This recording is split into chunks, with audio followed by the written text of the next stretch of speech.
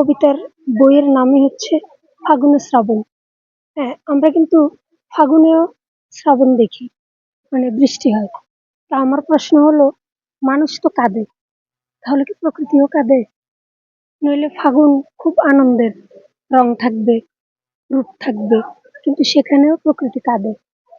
এই যে প্রকৃতি কাঁদে, আমার মনে হয় আর কি, যে বৃষ্টিটাকে আমি প্রকৃতির কান্না হিসেবে দেখলাম। আবার মানুষও অনেক আনন্দে থাকে, কিন্তু এই আনন্দের আড়ালে আবার কান্নার গল্প থাকে। এই যে আমাদের সুখ দুঃখ আনন্দ বেদনা, প্রকৃতিতে কখনো ফাগুনে আসে, আবার শ্রাবণ হঠাৎ করে, আবার কখনো খুব মেঘলা আকাশে একদম ঝকঝকে রোদ।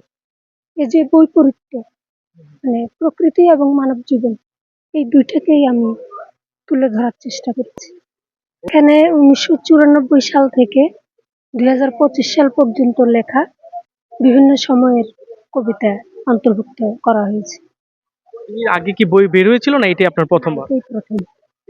স্বচ্ছ জল করে টলমল, হোক তা দিঘি অথবা আখি, আরো আছে জল শান্ত অতল, মনের ভিতর চুপি চুপি। এই যুগের ছেলেমেয়েরা যদি আরো 30-32 বছর আগের সময়কার, মানে ইতিহাস, কিংবা সে সময় তো আমি তরুণী ছিলাম, সে সময়ের তরুণ তরুণীদের মনের যেই আবেগ অনুভূতি সেসব যদি জানতে চায়, তাহলে আমার এই কবিতার বইটা বেস্ট। বইটি আপনি কাকে উৎসর্গ করে লিখেছেন? আমার স্নেহের কন্যা পরমা রায়চৌধুরী। সে, তার জন্মের আগে এখানে অনেক কবিতা আমার লেখা, মানে তখন তার জন্ম হয়নি। তারপর সে বড় হলো, আমার কবিতাগুলো দেখলো, দেখে তার ভালো লাগলো। পাঠকদের উদ্দেশ্যে মেসেজ হচ্ছে, কবিতা ভালোবাসুন, কবিতার সাথে থাকুন। কবিতা মনের কথা বলে, জীবনের কথা বলে।